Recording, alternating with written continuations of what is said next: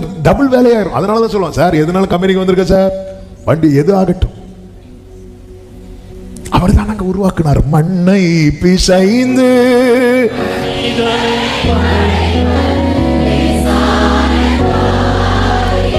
வலது கரத்தை உயர்த்தி, என் வாழ்க்கையில எது எது அடைபட்டிருக்கிறது என்று உங்களுக்கு தான் தெரியும் ஆண்டவரே, உங்களுக்கு தான் தெரியும் ஆண்டவரே. அப்ப நீங்க கையை வச்சிட்டீங்கன்னா, நீங்க கையை வச்சிட்டீங்கன்னா, நீங்க கையை வச்சிட்டீங்கன்னா, நீங்க கையை வச்சிட்டீங்கன்னா ஜெபம் பண்ணுங்க, ஜெபம் பண்ணுங்க. உங்க லைஃப்ல எது அடைபட்டிருக்கிறது ஆண்டவரே, அந்த அந்த அந்த காது கேட்காதவன் காதுகள்ல உம்முடைய விரல்களை நீர் வைத்தீரே, உம்முடைய விரல்களை நீர் வைத்தீரே.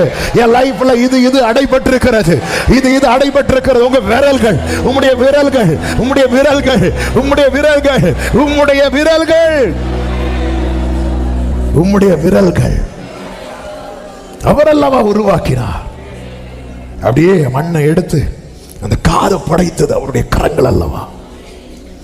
உம்முடைய விரல்கள், உம்முடைய விரல்களை கிரியை அவர் அப்படியே டிசைன் பண்றார்.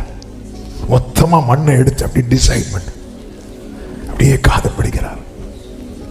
ஆமென். அதாவது உருவாக்கினவருக்கு ரிப்பேர் பண்றது ரொம்ப ஈஸி. எப்படி கொண்டு வரார் பாருங்க, தனியா கொண்டு வரார். ஏன் தனியா கொண்டு வரார்? அவர் மனிதனை படைக்கும் போதும் வேற யாரும் கூட, உன்னை கர்த்தர் உருவாக்கும் போது யாருமே கூட இல்லை. உன்னை கர்த்தர் ரிப்பேர் பண்ணும் போது யாரும் கூட இருக்க மாட்டாங்க. ஆனா உன் வாழ்க்கையில செய்ய வேண்டியதை செய்து முடித்த பிறகு எல்லாரும் சொல்ல போறாங்க, அவர் எல்லாவற்றையும். நல்ல கவனமா கேளுங்க. ஆண்டவர் எல்லாவற்றையும் நன்றாய் செய்தார் என்று அவர்கள் வானத்தை பார்த்து பூமியை பார்த்து சொல்லவில்லை. ஒரு கொன்னை வாயுடைய ஒரு செவிட வாழ்க்கையில கர்த்தர் செய்ததை வைத்து பார்த்து இயேசுவை குறித்து ஜனங்க